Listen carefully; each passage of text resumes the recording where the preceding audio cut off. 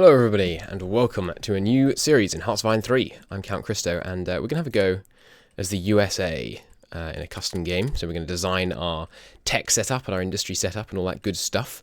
As you may know, I have a Soviet campaign which I had going on for quite a while, which showed quite heavily some of my ignorance of how the game works.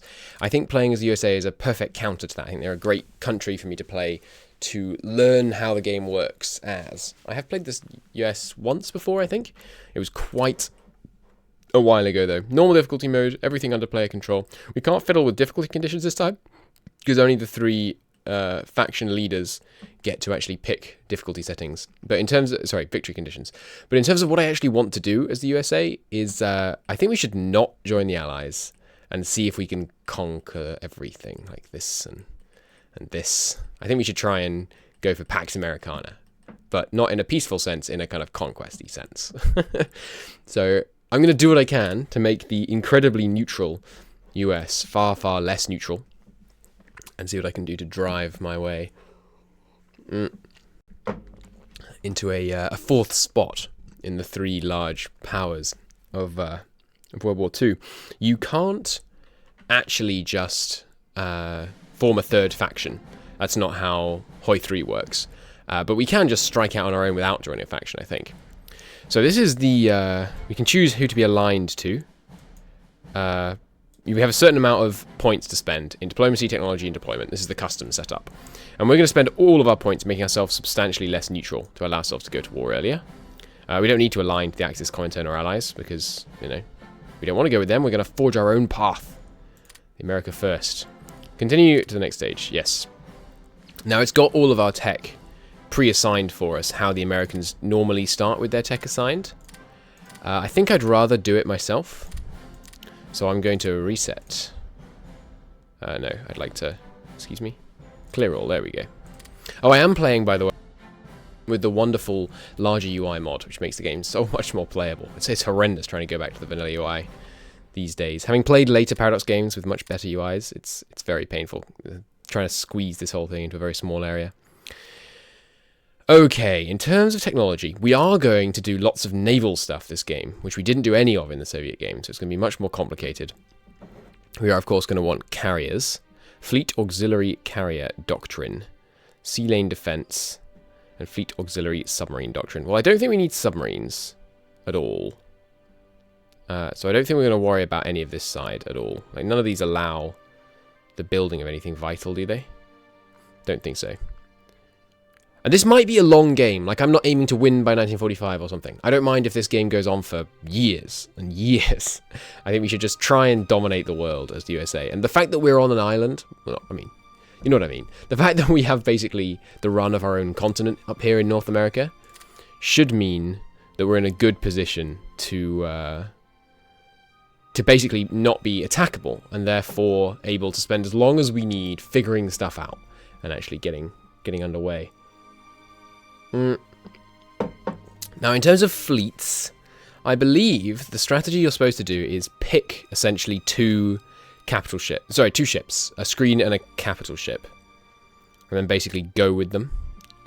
So, although of course you do need destroyer and light cruiser in order to get naval bases and coastal fort constructions.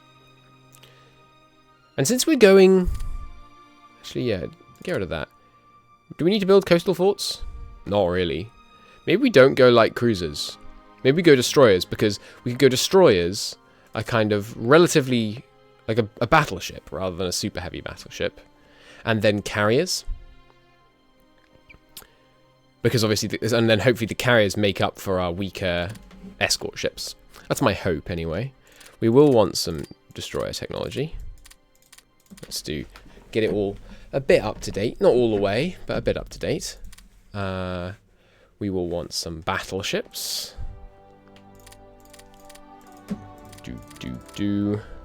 Capital ship main armament seems good. You can upgrade ships as you go along with certain subsystems. I think armor is one of the ones you can't do. Now we need some fighter tech. Let's get the industry tech in.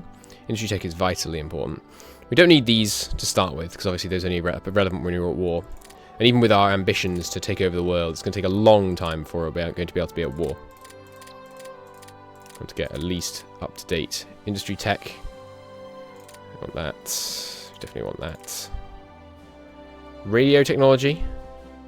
Yeah, that's probably going to be helpful. I'm tempted to take this, even though it's so far ahead of time. And very expensive, just because then all our research from now on is better. I'm tempted to go even further and, like, do this. But that's ridiculous. That's like 20% of our research. I don't know, maybe that's worth it. I think I am going to do this. We're going to play the long game, because that's going to give us crazy research efficiency to start with. Now over here, supply consumption. We shouldn't have oil problems. I don't know what material the US tends to be short on. Let's just get these across the board. They're not very expensive. We want some more supply production. It's good. I'm by no means an expert at this game. By absolutely no means, but I'll do my best to try and explain as we go along. This is such a cheap tech, I don't mind getting it all the way up to date. I will try to explain as we go along roughly what we're doing.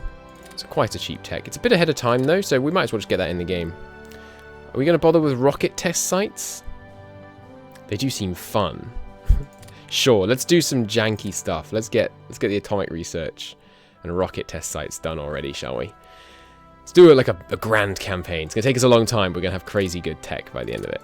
We want, of course, basic air engines, all of this. I don't really like multi-role fighters. I think they're just less good at both, generally. Don't know if you can actually see the stats of the multi-role fighter from this screen. It's Hoi 4 innovation.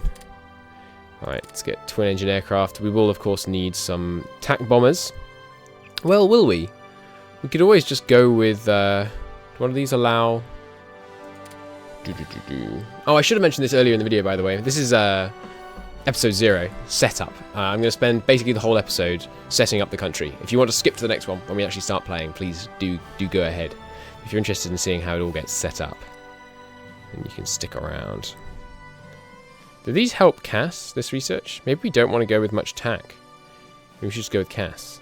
Or maybe we should ignore CAS and just go with exclusively TAC.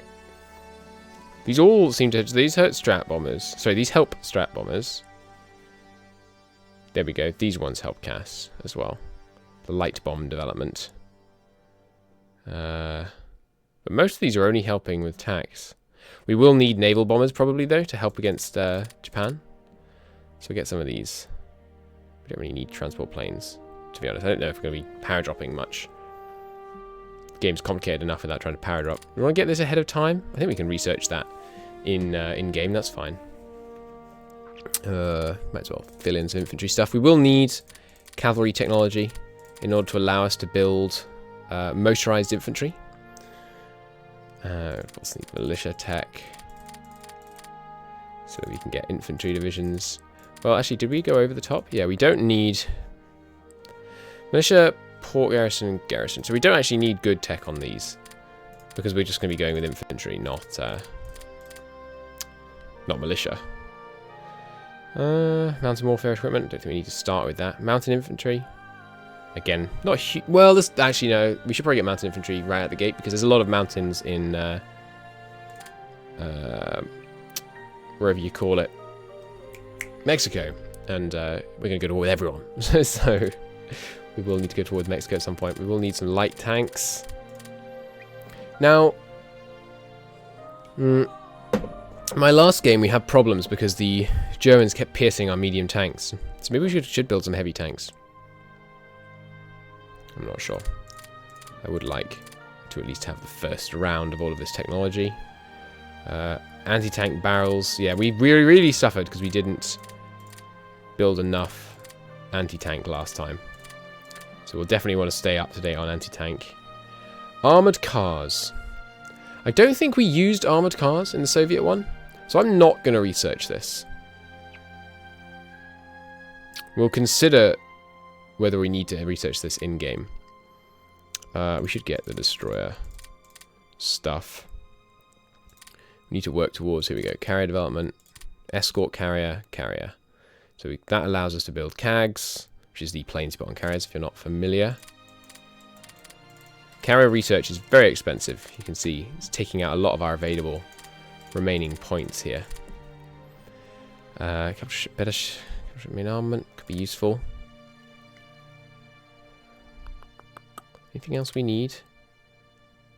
I don't think so. We don't want to go too far ahead of time on anything that we don't need kind of right out of the gate. Provincial anti-aircraft guns. I don't think they're going to be hugely important. Well, maybe, like over the Philippines and things. If we're going to try and hold those against Japan, we may want some AA guns over there. Ah, right. We haven't left ourselves nearly enough points to get the naval doctrine. We can research this naval doctrine when we're in there a bit, though. We need more fighter pilot training. Makes radar more influential. I don't know, I think we'll be fighting on the offensive through America. We're not going to have much help. More morale on CAGs. Seems good. Land-wise, you can research things from multiple areas here. I think, yeah, delays between attacks getting lower is very important, just for anyone, I think. Higher chance of counterattacks. That seems valuable. Special forces is going to be really good for us trying to fight in South America. We're going to need lots of... Can you get jungles? I don't know if you can get junglers, but mountaineers are going to be very valuable for us. I think, yeah, some mobile warfare as well. We've got quite a big... Well, quite a big... We have a huge industry base. So I think it's going to be worth getting some mobile warfare stuff. What else seems good here?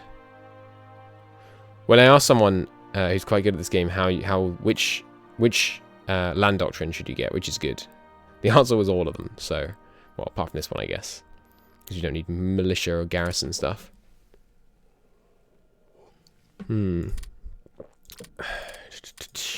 Any more air stuff we could do with? Yeah, so we should decide, are we going to go with TAC or CAS? I think we should go with loads of TAC bombers for the additional range. So let's just get some TAC stuff. Interdiction efficiency. Which is... Interdiction, is that striking enemy infrastructure? I don't know if I'm good enough to use that effectively. Making us generally better at hitting the ground seems good. We got pretty good naval tech. Oh, we didn't get the 36 battleship armaments. We should get those. So the ships we produce right out of the gate have good good armaments there. Is destroyers, battleships, and aircraft carriers going to be enough, or do we need light cruisers as well? I really don't know. Theory-wise, the important ones are these, but we can get them in-game. I think that'll be fine. Yes, we do need mountain warfare I was talking about. Trying to use mountaineers in... Oh, here we can see. There's Arctic. Yeah, there is jungle. Okay. We might well need... Oh, no, okay. There isn't a specific one. You can just get a tech that helps with attrition. Okay. Anything else we urgently need? Oh, artillery is slightly behind, actually. Let's get that up to date. And there we go. The first one that we're actually going to be researching from the get-go. Okay. So research efficiency plus 9% from those techs we got. I think it's worth it.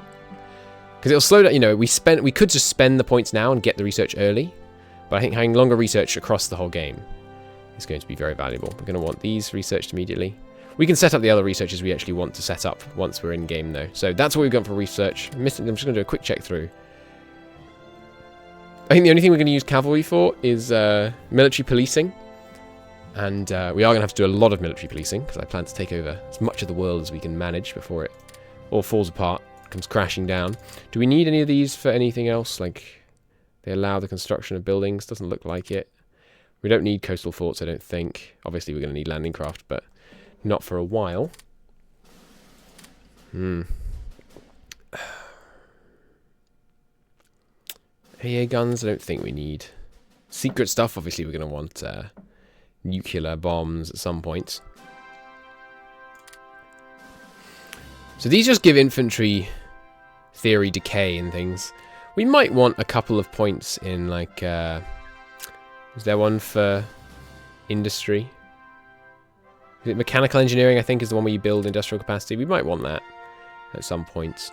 Could be good. We'll obviously want a lot more land doctrine before we actually get to war. Okay, I think this seems fine. Like I say, I'm no expert, but that looks like a good balance. We've got some technology to start building medium tanks, destroyers, battleships, aircraft carriers. Got the stuff for tanks, interceptors. Oh, right, there's something I always forget. We need...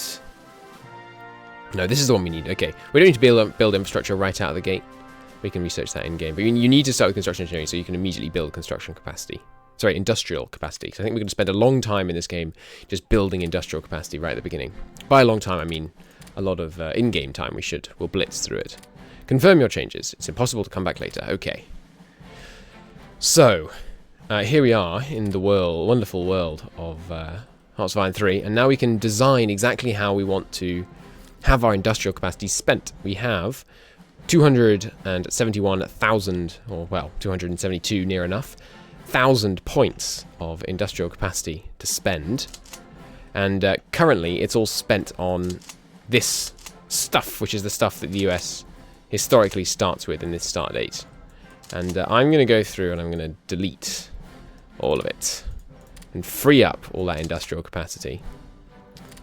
So that we can spend it how we like and on what we like. Now can I just go, hey, Pacific Theatre? Everything in the Pacific Theatre get disbanded. And then what else? So East Theatre get disbanded. We'll obviously need to reset up this stuff. And yeah, delete this. Can I not select all fleets? No, I can select one fleet though. Where are the others? Fleet here? No. I bet there's some on the East Coast. There you are. So we want to select any and all fleets. Anyone over here? Yep, some up there. There's one down there. Let's get them deleted. They're a huge proportion of the industrial capacity US starts with, because boats are very slow to build and very expensive. Alright, get the air wings, and we'll get rid of all of them. And the reason we're disbanding all of these is because we want to manually do it. It might well be that I can't manually do it as well as the game had it already set up. That's entirely plausible. It might even be probable. But that's just what we're going to have to live with. Okay, so first off, I think we should start with a bunch of industry. Again, in the kind of long play idea. So we're going to have a huge industrialization of the area around Washington, D.C. I mean, if we wanted to, we could actually spend like all of our available industrial capacity on this. Let's load that back down again. So as base, we start with 150. Sorry, no, base 2. All right, full civilian economy is lowering it. So there are 256 currently in the country. I don't know, if we do like that many, that's a pretty big section of our industry spent on this. But I feel like it's a good long-term investment, because obviously this industrial capacity, it's not like a soldier which you can only use to fight. This is going to be able to produce soldiers. So I think putting a huge amount of our points, like a third of our points into industrial capacity, is going to give us a good head start here. We're going to be on civilian economy for a while, so it's going to slow us down, but there you go. We're going to want... I don't think we're going to want any escorts to start with. We are going to need some convoys for trade. Now, let's get some flotillas deployed. Now, we need... Okay, I don't know in terms of... yeah, I don't know about fleet composition, how you're meant to do it. I think... I don't know, what, like 2 carriers? And God, these are expensive as all hell. Like 2 carriers and then a bunch of smaller stuff? Destroyers and battleships? I'm really not sure. I think we're going to fight predominantly in the Pacific Theatre. Well, the Pacific and South American theatres to begin with. So we don't need many fleets. Add CAGs. Yeah. Alright, so we got... So I think let's build 2 fleets to start with. It's going to be expensive, but I think it'll be worth it. So we want one of them deployed over here, which can help us with like attacking Mexico and invading Cuba and all that good stuff. I suspect all these places will start joining the Allies, and then we'll end up at war with the UK. But that's fine. We can reclaim Canada. We'll call it reclaiming, even though we have absolutely no right to. We'll have one fleet. Right, which of these is the largest port? 85, 85, 85, 85. They all look about the same. We'll go, sure. We'll come here. Congratulations, Philadelphia. And the CAG can go... Can I not deploy the CAG to... It's not letting me deploy the CAG? Or did it deploy the CAG? I'm confused. There's no CAGs assigned to this fleet currently. I can only deploy that to air bases, and then I have to just manually deploy it from the airbase to the ship, I guess. Alright, so this ship, go over here. So you're easier to find. We'll deploy the CAGs over there. And the other one can be the Pacific Fleet. Can go here. And like I've mentioned, you know, I'm no expert at this game, especially naval combat. We might get our asses absolutely handed to us by the Japanese and the naval side. And that's fine, because we've got lots of land, we can grow, we can steal these neighbouring places, and we could come back better, stronger, faster, etc. And take them out later, even if we lose the first round. Obviously, I don't want to lose the first round, but... Now, in terms of numbers of battleships, I don't know. Let's go, like, 2 battleships and then a bunch of destroyers. That's my guess. I know there's a limit to how many ships you're meant to put in one fleet. There's a stacking penalty. No, that's not what I meant to do. There we go. So this, you can see, it's max command 6 ships. But if we promoted you, it goes away. Good. Units are 100% fit. Each point of hull size above 16 gives a penalty of 4%. Okay. What is hull size? Where do we see that? 4 capital ships, 7 screens, and 0 others. So maybe we should have some others. Anyway, you go here as well. So let's just go with this to start with. Like I said, you know, I have no idea. I have no idea whether this is disastrously bad or... In fact, I've just hit upon the very best composition the world has ever known. I'm sure we should have some screens, but I want to save the research... Sorry, some better screens, like other than destroyers. But I really want to save the research.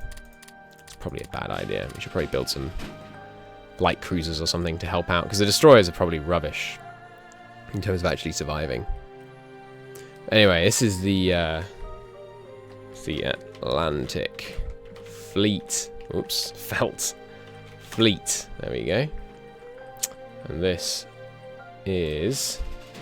I'm not going to name all the armies now, don't worry. This is the Pacific. Pacific. Oh, good lord, I'm a moron. How do you spell Pacific? Pacific Fleet.